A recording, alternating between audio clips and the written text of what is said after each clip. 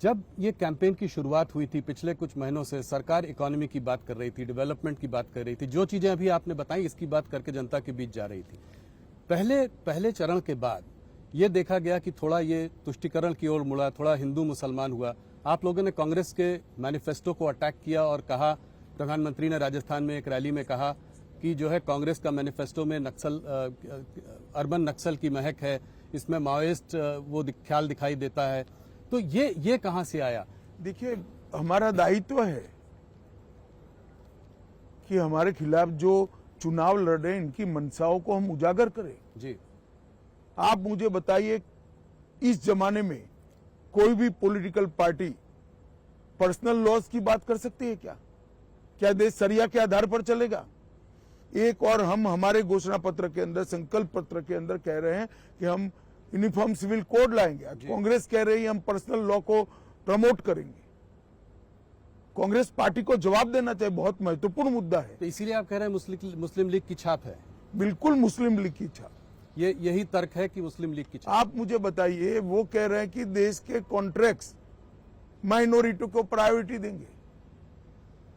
Contracts first lowest कौन है, past performance क्या है, काम करने की क्षमता है या नहीं है, इसके आधार पर निर्धारित होंगे या कॉन्ट्रैक्टर के धर्म के आधार पर निर्धारित? किस तरह से देश चलाना चाहते हैं? देश की जनता को इसको सोचना पड़ेगा।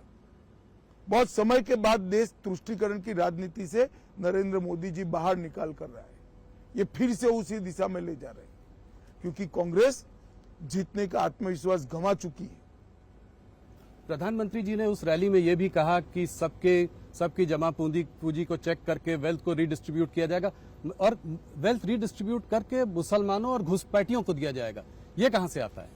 ये वहां से आता है, देश के प्रधानमंत्री, तत्कालीन प्रधानमंत्री मनमोहन सिंह का बयान है, बड़ा प्रसिद्ध बयान था जी, कि इस देश के संसाधनों पर सबसे पहला अधिकार माइनॉरिटी का और माइनॉरिटी में भी मुसलमानों का है। जी, अब जब वेल्थ डिस्ट्रीब्यूट करने की बात आती है तो संसाधन से ही होगी। जी, सरकार उसको लोगों की संपत्ति को लेकर डिस्ट्रीब्यूट करेगी।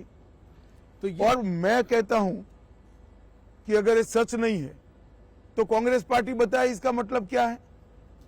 नहीं, वो कह रहे हैं, राहुल गांधी ने साफ साफ कहा है कि अगर जो है वो लोग सरकार बनाएंगे तो एक नेशन वाइड एक्सरे होगा जिससे कि सोशियो इकोनॉमिक स्टेटस लोगों का पता किया जाएगा, किस वर्ग किस जाति के पास कितनी दौलत है, कितना धन है, इंस्टीट्यूशंस में कितनी भागीदारी है, और उस हिसाब से रीडिस्ट्रीब्यूशन होगा। तो इस हिसाब से रीडिस्ट्रीब्यूशन में इनकी प्रायोरिटी तय है। वो कहते हैं इनइक्वालिटी को खत्म करने का यही तरीका है। वो उनकी समझ है। मुझे लगता है इतनी पुरानी पार्टी ने अपना मैनिफेस्टो माइनॉरिटीज और एक्सट्रीम लेफ्ट आइडियोलॉजी वाले लोगों को आउटसोर्स किया है। तो जो मंगलसूत्र की बात है वो कहां से आती है? वो इसी का एक स्वाभाविक रूप से जब वेल्थ आती है तो सारी चीजें इंक्लूड होती हैं। तो स्त्रीधन हो गया, लोगों के पास जो जितनी जमा पूंजी है वो हो गई, प्रॉपर्टी। इनहेरिटेंस टैक्स की बात की थी सैम पित्रोदा जी ने, उसको आप कैसे देखते हैं? देखिए, मुझे लगता है कि सैम पित्रोदा एक आइवरी टावर में जी रहे हैं।